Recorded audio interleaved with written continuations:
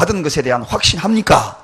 이렇게 물어볼 때에 오늘날 이 교회 안에서 이런 질문을 한다는 것은 사실은 이치에 맞지 않는 질문입니다. 그렇게 느껴집니다. 왜냐하면 다 예수를 믿고 구원받았다고 생각하고 이 자리에 와서 참 찬양하고 가잖아요. 그런데 이런 질문을 받을 때 여러분 어떻게 생각됩니까? 예배에 참석하고 지금 교회 공동체에서 목장 마을 모임도 하고 찬양 경연도 앞에 가서 다 하는데 그 문제를 딱 부딪히면은 그 문제 그런 질문을 왜 합니까? 라고 이야기함이 당연한데 누군가가 그런 질문을 하게 되면은 이상하니만큼 분명하게 놀라우면서 갑자기 걸쩍걸쩍하면서 구원받기는 받았는데 하고 이렇게 대답한다는 겁니다. 이게 문제라는 거죠. 여러분 자신 있게 우리가 대답을 해야 되는데 뭔가 모르게 그 질문을 던지면은 예, 저 구원받았습니다 하고 분명하게 똑 부러지게 대답해야 되는데 예 하고 이렇게 대부분이 대답을 한다는 것, 이게 더 놀랍다는 겁니다. 이게 더 놀라운 일이라는 것입니다. 자, 우리 오늘 그거를 떨어뜨려 버리는 겁니다. 여러분, 구원받은 증거에 대한 부분들을 확실하게 우리가 갖고 있음에도 불구하고 그 부분을 불분명하게 생활하고 생각하는 그 질문에 대해서 분명하게 선포하지 못하는 경우가 얼마나 많은지 모릅니다. 그래서 구원받은 확신에 대한 근거가 오늘 이 본문 말씀에 소개되고 있는데 앞으로는 그러한 부분에 질문을 던지면 넉넉히 구원받았다고, 충분하게 구원받아 넉넉히 구원받고 남았다고 대답하시기를 주님에도 부탁을 드립니다. 그러한 근거가 있습니다. 오늘 우리가 근거에 대해서 10절 우리 다 같이 한번 읽어보겠습니다. 자, 10절 다 같이 읽습니다. 시작. 10절 한번 틀어주시겠어요? 10절 다 같이 읽습니다. 자, 시작. 그러므로 형제들아 더욱 힘써 너희 부르심과 택하심을 굳게 하라. 너희가 이것을 행한 적 언제든지 실족치 아니하리라. 여러분, 부르심과 택하심에 대한 이야기 나오면서 굳게 하라 하는 말이 나옵니다. 자, 부르심과 택하심. 여러분, 부르심과 택하심이라는 이 이야기에 좀 단어가 애매하지요. 부르심은 뭐고 택하심은 뭐고 굳게 하는 걸 뭔가, 이 세 단어를 잘 이해를 하면 우리는 누가 어떤 질문을 하더라도 이 구원받은 것에 대해서 우리가 확신성 있게 이야기를 할 수가 있습니다. 그리고 그런 삶을 살아가고 또 그런 삶 속에서 나타나는 증거들이 또 있다는 이야기입니다. 먼저 이 부르심이라는 것은 한마디로 소명입니다. 콜링이라고 이야기합니다. 하나님은 어떤 일을 맡기기 위하여서 특별한 목적으로 사람을 불러서 그 사람에게 그 일들을 맡깁니다. 모세를 부르고 아브라함을 부르고 수많은 선지자들을 부르고 엘리야를 부르고 바울을 부르고 등등의 12제자를 부르고 또 저와 여러분 가운데에서 어떠한 사명을 맡기기 위해서 불렀다는 겁니다. 그런데 이 부르심 이 자체만으로 택하심과의 차이점이 뭐냐는 겁니다. 부르심과 택하심의 그 차이점, 다시 말하면 불렀다고 해가지고 다 택하심을 입은 자들이 아니라는 거. 여러분, 저는 이 말씀에 오늘 말씀을 묵상하면서 가끔 이런 때가 있었어요. 신학교에서 공부를 하면서도 목사들 중에서도 부름은 받았는데 택하심을 못 입은 자들이 너무나 많더라는 겁니다. 한마디로 이야기하면은 불러가지고 소명에 따라 부름을 따라서 오기는 왔는데 택하였다는 것은 구원받은 것에 대한 부분들을 확실하게 선포하지 못하고 확신성이 없는 자들 너무나 많다는 것을 제가 깨달았습니다. 이런 경우 있습니다. 목사로 부르고 장로로 부르고 권사로 부르고 집사로 부르고 다 각기 직분을 불러도 부름을 받았지만 그 직분은 잘 감당해요. 택하심을 받은가? 여기에 대한 질문이라는 이야기입니다. 택하심이 뭐냐 하는 겁니다. 예를 들어서 성경에 가룟 유다를 예수님이 불렀어요. 제자로 불렀어요. 그러나 가룟 유다는 구원받았습니까? 못 받았다는 것입니다. 여기 우리가 확연히 이해할 수 있습니다. 택함과 부름이 뭔가 차별이 있다는 것. 즉 부름보다도 택함이 한 단계 위에 있다는 것. 더 고급스러운 신앙의 모습입니다. 차원 높은 그러한 단어라는 것입니다. 부르기는 불러도 택함을 잊지 못하는 자들 너무나 많습니다. 많은 일들을 했어요. 불러가지고 그 소명에 따라서 수없는 일들을 했어요. 그러나 택함을 입지 못하였다 그러면 이거보다도 불쌍한 일이 없는 겁니다. 오늘 이 택함을 입었다 이런 자들은 그럼 택함을 어떻게 하는 것이 택함을 입는 것인가? 그것은 너희 부르심과 택하심을 굳게 하라. 여기 굳게 하는데 여기에 비밀이 있습니다. 굳게 한다. 그게 바로 택하심을 입은 데 대해서 바로 반응하는 우리의 모습입니다. 택하심의 범주에 우리가 들어갈 수 있도록 반응할 때 그때 비로소 택하심을 입는다는 것입니다. 부름과 택하심이 우리에게 임하지만 그러나 우리가 어떻게 반응하는가? 여러분 오늘도 하나님 우리를 택하시기 위해서 우리를 각기 찾아와서 불러요. 불러서 밖에서 문을 두드려요. 그렇지만 여는 자는 따로 있다는 것입니다. 열어서 영접하는 자는 따로 있다는 것입니다. 그래서 예수님이 성화 중에 제가 그 그림을 이야기했지 않습니까? 그 성화에 밖에서는 문고리가 없어요. 안에만 밀어야 문이 열리는 겁니다. 내 마음의 문을 여는 것, 즉 택하심에 응하는 그런 태도를 보이는 것, 그게 바로 굳게 하는 겁니다. 그랬을 때에 진정한 구원의 확신이 있는 사람이 된다. 오늘 여러분 각기 우리를 불러서 이곳에 왔지만 택하심의 범주에 들어가기를 주님의 이름으로 축원합니다. 그래서 그 택하심의 범주에 들어가기 위하여서 어떻게 해요? 믿음을 굳게 한다. 그 믿음으로 내가 반응을 해야 합니다. 그 믿음으로 반응할 때에 택하심을 있는 것입니다.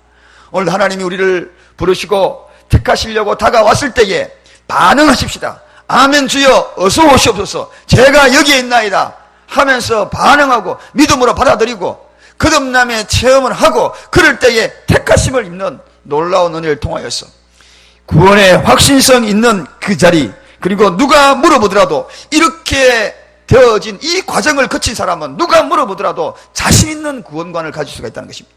왜 쭈삣쭈삣 하는가? 여기에 대한 구원의 확신성이 이 과정을 모르기 때문에 그렇습니다. 여러분, 이제 저와 여러분은 분명히 하십시다. 오늘 하나님이 죄악으로 물든 멸망할 수밖에 없는 우리 존재들을 특별하게 하나님께서 여러분과 저를 불렀습니다. 그리고 오늘 그 불러서 나를 택하시려고 하는 그 순간에 내 믿음을 굳게 하여서 그분이 확실하게 택하신 범주에 들어간 줄로 믿습니다. 그래서 이 과정을 알면은 이제는 우리는 분명하게 선포할 수 있습니다. 당신은 구원받았습니까? 아이고 아멘이죠. 아멘이죠. 넉넉히 구원받았습니다 하고 선포하십시다. 할렐루야. 그래서 이 교회 안에서도 이 문제에 대해서 분명하게 이해하지를 못하게 되면은 항상 자기 이 구원관에 대해서 불투명하게 대답을 하는 경우, 이게 더 이상하다는 것입니다. 오늘 죄로 얼룩진 우리 인간 세상에 하나님이 거룩한 반열에 들어갈 수 있는 그 길들을 열어놓으시고, 그리고 우리를 부르시고, 그리고 그 부르심에 우리가 응답하여서 그 과정을 통하여 택하심을 입은 저와 여러분들이 이 예배를 통하여서 구원관이 분명하게 다져지는 시간이 되기를 바랍니다. 그러면 구원을 이렇게 이룬 사람들, 이 부르고 반응하고 택함을 입은 우리가 나타나는 삶의 현상이 뭔가 하는 것입니다. 그것은 바로 변화된 삶이라는 것입니다. 삶의 변화입니다. 죄악은 인간의 삶뿐만 아니라 내 본성까지도 이렇게 망가뜨립니다. 그래서 죄악 속에 살아가는 우리 인간은 자기 힘으로밖에 살아갈 수가 없어요. 자기 힘으로 살아가다 보니까 내 삶을 변화시킬 수가 없는 겁니다. 그래서 유일하게 내 삶을 변화시키는 그 힘은 어디에 오는가? 아까 부르고 택하심을 입은 그들 속에서 나타나는 내주하시는 성령에 의해서 변화를 추구하게 됩니다. 인간이 죄악에서 벗어나기 위하여서는 자기 홀로 벗어날 수 없음을 알고 성령께서 변화된 삶을 추구하여서 수많은 사람이 변화된 것들을 주변에 많이 지켜봅니다. 우리 교회에도 이렇게 보면은 제가 봐도 진짜 많이 변한 분들 같아요.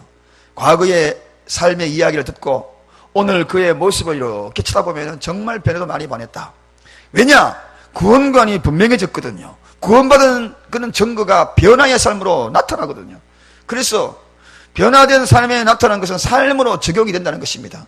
누가 봐도 저분은 인격적으로 변하고 성품으로 변하고 그리고 그의 신앙관이 변하고 태도가 변하고 이런 모든 변화는 구원받은 사람의 증거로 나타난다는 것. 변화된 삶으로 증거가 나타난다는 것. 그래서 오늘 저분이 구원받았는가 안 받았는가는 반드시 변화의 열매가 있다는 것입니다. 과거나 지금이나 변화가 없는 것이 아니라 반드시 변화의 열매가 있다. 왜? 이 속에 내주하는 성령이 변하게 만들 수밖에 없다는 것입니다. 인간의 힘으로서는 변화시 될 수 없었지만 성령이 이 속에 내주하면 그때부터 자꾸 변화를 추구하기 때문에 과거의 것을 단절하려고 하는 그런 모습이 새로운 성품들이 자꾸 이 속에서 움직이기 때문에 변화된 삶을 살 수밖에 없다는 것입니다. 그래서 여러분의 남편이나 아내나 자녀들 가만히 보십시오. 옛날보다도 많이 변해가잖아요. 그래서 왜 그런가? 내주하는 성령이 자꾸 바꾸거든요. 그게 아니다 하고 고치고 이 길로 아니고 저 길로 가야 된다고 자꾸 바꾸기 때문에 그래서 변화의 삶을 살아갈 수가 있다. 하나님이 부르시고 우리가 그 부르심에 응답하여 믿음으로 화답을 하고 그럴 때 하나님 우리를 택하시고 그 택한 자의 구원가는 변화된 삶으로 열매로 나타난다. 오늘 이 변화된 열매들이 각 가정에 여러분의 삶에 그리고 우리 교회에 주렁주렁 맺히기를 바랍니다. 자, 그렇다면 두 번째 변화된 삶이 또 하나가 나타납니다. 그게 뭐냐? 우리 다 같이 10절 다시 한번 읽습니다. 10절 어떤 변화된 삶이 또 나타나는지 한번 다 같이 읽겠습니다. 자, 10절 있습니다. 시작. 그러므로 형제들아 더욱 힘써 너희 부르심과 택하심을 굳게 하라. 너희가 이것을 행한 적 언제든지 실족치 아니하리라. 여러분, 구원관이 분명하고 오늘 여기 세 가지 단계를 거쳐서 부름에 응하여서 내 믿음으로 주님 앞에 선택함을 받고 그분이 그 믿음을 바라보고 나를 택하여 주시면 거기에는 첫 번째 나타나는 현상이 삶의 변화를 가져오는데 그 삶의 변화를 가져올 뿐만 아니라 또 하나의 나타남이 있다는 것입니다. 그게 뭐냐? 실족치 아니한다. 실족치. 이 실족의 단어에 대해서 좀 생각을 해보고자 합니다. 여러분, 이 실족한다는 것은 사전적인 의미는 발을 헛딛다 그런 뜻입니다. 발을 헛딛다, 실족하다. 이 발족자죠. 딱 해가지고 헛디뎌서 수렁에 빠지는 겁니다. 허탄한 인생을 살지 않는다 그런 의미를 갖고 있어요. 그러나 성경적인 의미는 조금 다릅니다. 성경적의 실족치 아니한다, 이 실족의 이 말은 걸려 넘어지지 않는다 그런 뜻입니다. 어디에 걸려 넘어지지 않는가? 스스로 걸려 넘어지지 않는다 그 뜻입니다. 스스로 뭡니까? 자기 다리에 자기가 걸려 넘어지지 않는다는 겁니다. 가끔 그럴 때 있죠. 달리다가 자기 다리에 자기 걸려서 넘어지는 경우 있습니다. 요번에 또 체육대회 마지막 릴레이 있습니까? 아이고, 그거 하다가 제가 옛날에 전임 그 목사님하고 둘이가 앉으려고 달리다가 넘어져요. 아직도 흉터 있어요. 제가 끝까지 다 가가지고요, 다리가요, 딱, 내 다리에 날이 딱 쳐가지고, 그냥 넘어져가지고, 쫙 미끌려가지고, 여기 얼마나, 지금도 흉터가, 피가 쫙 나요. 중간에 넣든지, 마지막에 넣든지 하지 마시고, 마지막에 넣든지, 처음에 넣든지 하시 마시기 바랍니다. 그러면 경쟁에 제가 앉으려고요, 죽기 싸게 또 뛰다 보면 또 넘어질까 싶어 걱정이 돼요. 실족한다는 건 발을 헛디뎌서 넘어지는데, 자기 다리에 자기가 넘어지는 겁니다. 다른 의미에 또 성경적인 의미가 있어요. 언어에 찾아보면 이런 개념이 있습니다. 올무에 자기가 놔놓고 스스로 자기가 올무에 걸리는 것. 이게 바로 실족이라는 단어입니다. 여러분, 스캔탈러라고 그렇게 이야기합니다. 이게 바로 그런 의미예요. 자, 믿는 사람들은, 즉 이런 과정을 거친 사람들은 실족치 아니한다. 스스로 올무 놔놓고 자기가 거기 걸려지지 않는다는 것입니다. 이 이야기는 다른 말로 제가 설명을 좀 쉽게 하면은 아마도 이해 갈 겁니다. 제가 어떤 일로 인하여서 분노했다고 칩시다. 집에서 부부싸움 해가지고 되게 분노한 거예요. 분노해가지고 씩씩거리면서 그 씩씩거리는 그 모습을 그대로 교회에 갖고 온 겁니다. 교회에 갖고 와가지고 얼굴에 이런 모습으로 오늘 그 설교를 하면은 여러분들은 뭐라고 생각합니까? 저 목사가 왜 저래? 집에서 부부싸움은 부부싸움하지 교회에 와서까지 왜 저래? 그러면서 제 얼굴의 표정을 보고 이미 여러분 느낄 겁니다. 그건 뭡니까? 이미 제 스스로 분노해가지고 실족한 겁니다. 이 실족한 것들이 다른 사람에게 보여지기 시작한다는 겁니다. 이게 바로 성경의 중요한 오늘 이 실족치 아니하라 그 이야기입니다.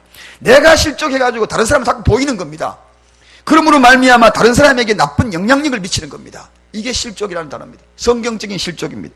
예수님은 이 부정적으로 영향을 끼치는 그러한 자들에게 아주 중요한 화가 있으리라 그렇게 이야기를 하고 있습니다. 심지어는 어린아이 소자 하나를 실족해 하면 연자 맷돌을 메고 바다에 던지는 것이 차라리 낫다 그렇게 이야기합니다. 나를 영향력을 줘가지고 내가 내 스스로 넘어지는 것, 내 일로 인하여서 다른 사람에게까지 영향을 주고 그 영향으로 해서 다른 사람을 실족해 하는 것, 이런 일들이 바로 실족이라는 그 단어입니다. 여러분, 앞으로 부부싸움 집에서 하면 교회에 와서까지 하지 마시길 주님의 부탁을 드립니다. 그 영향력이 끼치는 거 아니라는 겁니다. 사회적으로 있었던 그 영향력을 다른 사람에게까지 와가지고 영향력을 끼쳤어. 예수 믿는 사람이 왜 저래? 목사가 왜 저래? 그러면 그 사람이 어떻게 반응하겠습니까? 바로 그러한 문제라는 것입니다. 그래서 가급적이면 그런 일을 보이지 아니하고 그걸로 인하여 실족케 하면 예수님이 화가 있다는 겁니다. 그러나 오늘 성경은 이야기합니다. 분명한 구원관, 무엇을? 하나님이 불렀어. 그리고 그에 반응하여 아멘 주님 제가 여기에 있습니다 하고 반응하고 믿음으로 반응하고 신뢰성과 확신으로 반응한 그들에게 택하여 주시고 주님이 택하여 주시고 그 택한 그를 통하여 삶의 변화를 추구하고 삶의 변화를 가져왔던 그에게 실족치 아니하고 다른 사람에게도 실족치 아니하고 내가 스스로 올무파여서 내가 스스로 그게 무덤에 파지 아니하며 그걸 통하여 다른 사람에게 영향력을 끼치지 않고 반응을 주지 아니하는 그러한 모습, 그래서 오히려 그 사람을 통하여 구원의 섭리를 전하고 하나님의 섭리를 전하고 오늘 이 시대에 빛이 되고 소금이 되고 그러한 일들이 오늘 일어난다는 것입니다. 할렐루야. 구원과 바로 이러한 문제, 오늘 우리는 이 부분에서 분명하게 하나님의 말씀을 가슴에 새겨야 될 줄로 믿습니다. 예수 믿는 사람으로 인하여서 실족해하면 안 된다는 이야기입니다. 오늘도 이 시간에 우리가 많은 이런 하나님의 말씀을 아침부터 들었습니다. 그리고 난 다음에 우리의 반응이 중요합니다. 우리의 반응을 지켜보고 있을 것입니다. 하나님의 반응은 실족의 반응이 아니라 평화의 반응으로, 사랑의 반응으로 나타나시기를 주님의 이름으로 간절히 축원합니다. 이렇게 될 때 오늘 성경은 이야기합니다. 우리 다 같이 한번 11절 다 같이 가보겠습니다. 이런 과정을 통하여 확실한 구원에 이른 자들의 모습. 자, 11절 어떻게 결론이 내려지는지 우리 다 같이 11절 읽겠습니다. 시작. 이같이 하면 우리 주 곧 구주 예수 그리스도의 영원한 나라에 들어감을 넉넉히 너희에게 주시리라. 아멘. 여러분, 구원을 이루더라도 넉넉하게 이루십시다. 구원에 특거리 하는 사람이 많습니다. 대학 입학 원서를 내놓고 얼마나 조마조마하는 사람들이 많습니까? 경쟁자의 눈치를 봐야 됩니다. 그러나 실력 있는 사람은 눈치 안 봅니다. 1등, 2등 한 사람은 넣어놓고 그냥 편안하게 잠잠하고 띵까띵까 놀러 다니는데 실력 그 경쟁에 치열하게 여기서 아슬한 사람, 커트라인에 걸린 사람은요 불안해가지고 계속 확인합니다. 밤잠이 안 좋으면 내가 떨어졌을까? 계속 떨어졌을까? 여러분, 구원에 떨어졌을까? 그렇지 않을까? 정말 내가 구원받았을까? 아닐까? 이러한 모습에서 지금도 갈등하고 계신 분 계십니까? 그 갈등에서 오늘 이 말씀으로 자유함을 입기를 주님의 이름으로 축원합니다. 그 갈등에서 온전하게 자유함을 입는 그러한 모습은 오늘 베드로 사도가 선포합니다. 예수님의 가장 측근에서 예수님의 말씀을 그대로 귀담아 들어서 바로 이 말씀을 통하여 오늘 이 시대에 구원받은 자들의 넉넉히 구원받은 그 길을 열어주었다는 겁니다. 넉넉히 선포할 수 있는 그 길들에 대해서 구원 문제만큼은 누가 물어도 구원받았습니다. 아, 예, 할렐루야. 그거 말이라고 합니까? 난 넉넉합니다. 이런 이야기 되는데 지금 어떻게 천국 갈 수 있습니까? 죽어봐야 알지요.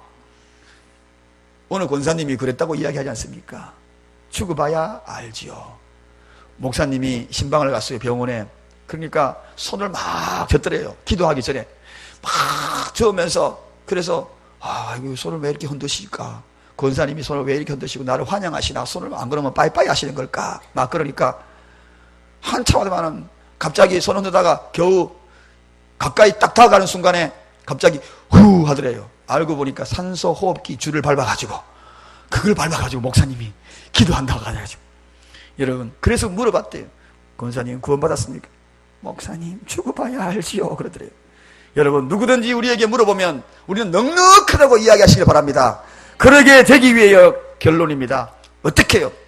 첫째는 오늘 분명한 구원간에 믿을 만한 근거가 있어야 되는데 그 근거를 제시하면 됩니다. 하나님이 나를 부르실 때에 내가 믿음으로 화답을 했고 하나님이 나를 택하셨습니다. 할렐루야. 분명한 겁니다. 그리고 난 다음에 내 삶의 변화를 가져왔습니다. 옛사람이 아닙니다. 지금은 과거의 제가 아닙니다. 과거의 그런 모습에 청산 다 했어요. 그렇게 내 삶을 보여드리는 겁니다. 분명하죠. 그 다음에 증거가 뭡니까? 그래서 나는 실족해 안 합니다. 옛날에는 내가 올무파놓고 내가 걸려가지고 다른 사람에게 피해를 줬어. 예수님에게 화당하는 줄 모르고 어린 아이에게도 자꾸 실족해 하는 거예요. 분노내가지고 그 모습 그대로가 다른 사람에게 보여줘가지고 자꾸 실족했는데 이제는 그런 사람이 아닙니다. 이제는 당당하게 실족치 아니하고 오늘 실족치 아니한다. 그러한 모습으로 내가 서 있습니다. 그러므로 저는 확실하게 구원받았습니다. 그 구원도 넉넉히 구원받았습니다. 이렇게 선포하는 여러분의 시기를 주님의 이름으로 축원합니다. 기도하겠습니다.